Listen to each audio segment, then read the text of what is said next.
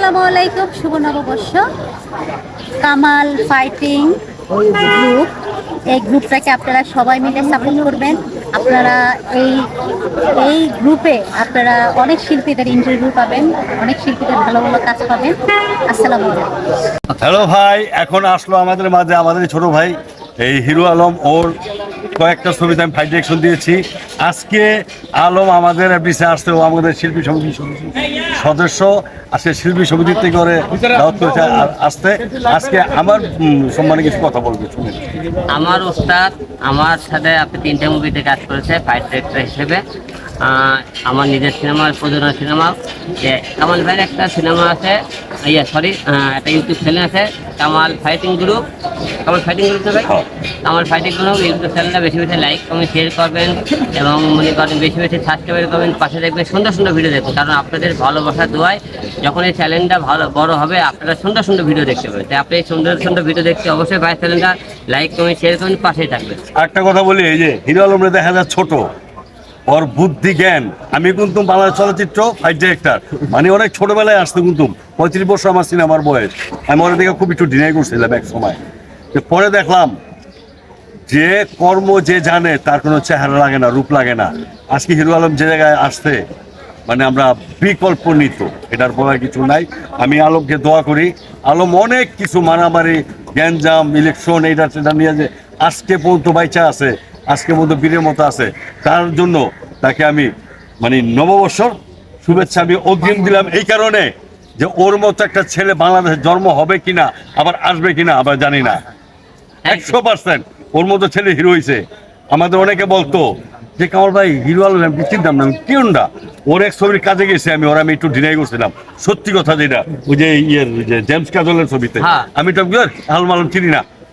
বিশ্বাস করবেন, আমি রাত্রে আইসি ফাইট ডিরেকশন দিয়ে আইসি ওর কাজ করে শুয়ার এসে হঠাৎ করে দেখলাম কি হিরো আলম রে ইন্ডিয়ান কলকাতার কাছে চ্যানেলে দেখাচ্ছে হিরো আলম এই সে। আমি হায় হায়, অনন্ত জলিল বলতেছে হিরো আলম কিরে চালায়, তা আমি কামাল কি, তো 35 বছর সন্ধ্যা লাভ হইলো কি।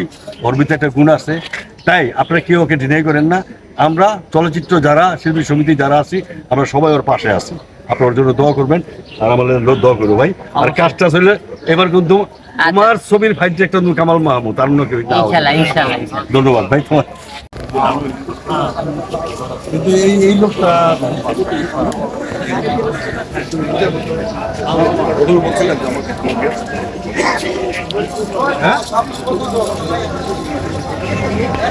বের হচ্ছে, কথা বলে বের হচ্ছে। আমাদের বাংলাদেশ চলচ্চিত্র শিল্পী সমিতি, এখন আপনাদের নিয়ে যাচ্ছে শিল্পী সমিতিতে।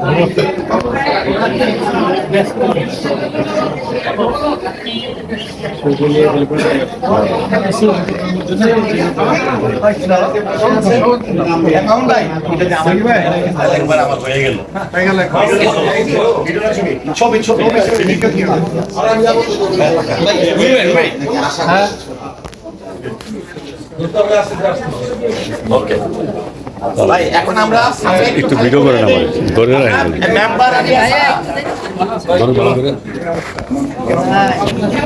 এখন আসছি বাংলাদেশ চলচ্চিত্র শিল্পী সমিতি।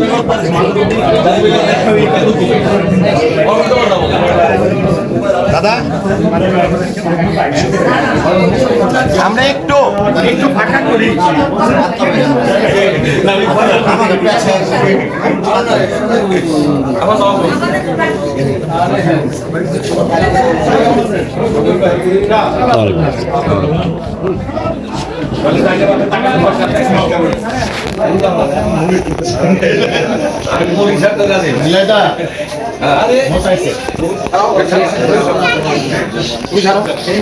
আবার চলে আসলাম সেই সমিতির বাইরে।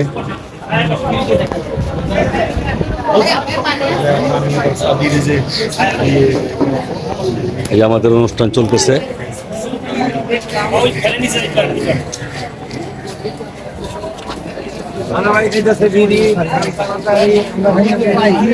পরিচালক সামনে সরলে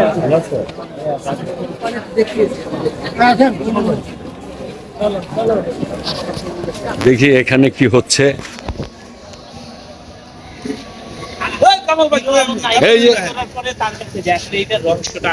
এগুলো আমরা ফালাই দিই। হিরো আলম ভাই যেগুলি ফালাই দেয় মানে ডাস্টবিনের ময়লা এগুলি তার কাছে যায়, মানে এটা আর কিন্তু কাজা নাই।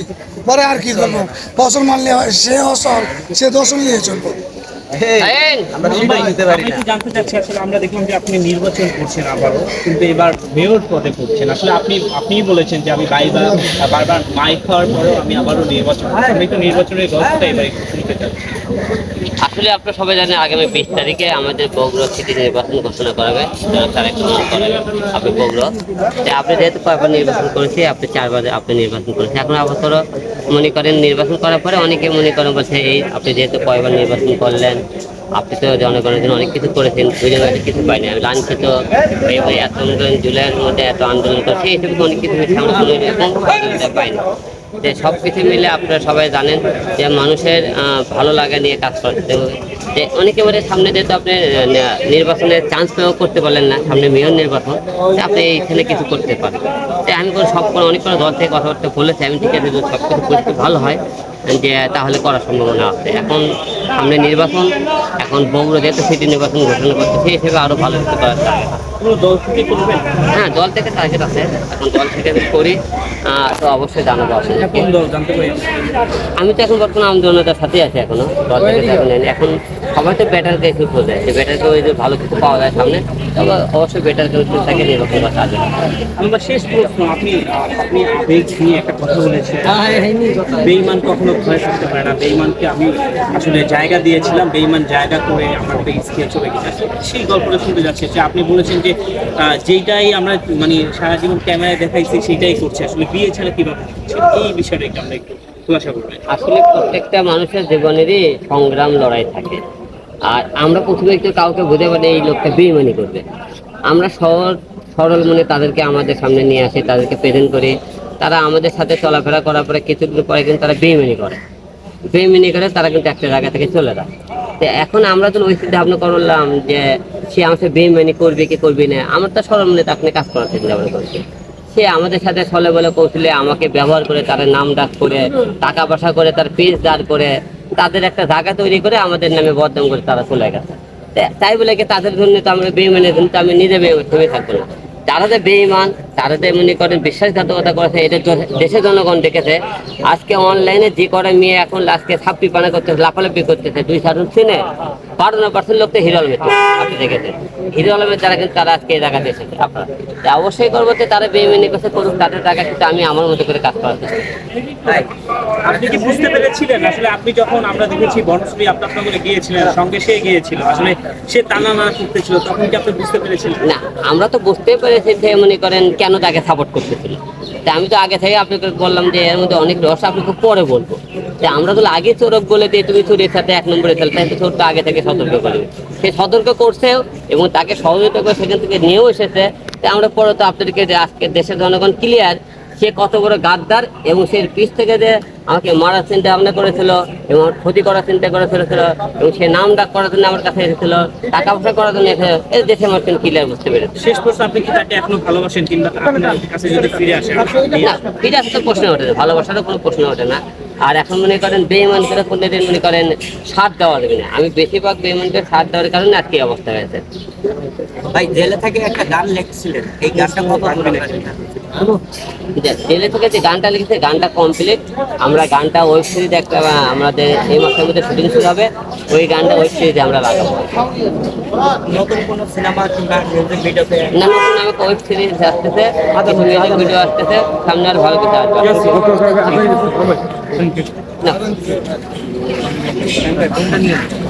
বন্ধু নিয়ে এদিকে আসেন। একটু ভিডিও করে দাও। আসসালামু আলাইকুম। আমি আজকে ওদের জন্য দোয়া চাচ্ছি, মানে কামাল ফাইটিং গ্রুপ, ওদেরকে লাইক করুন। ওদেরকে সাবস্ক্রাইব করুন, ওদেরকে শেয়ার করুন, এটাই আমরা আপনাদের কাছে আশা করি, কাম্য করি।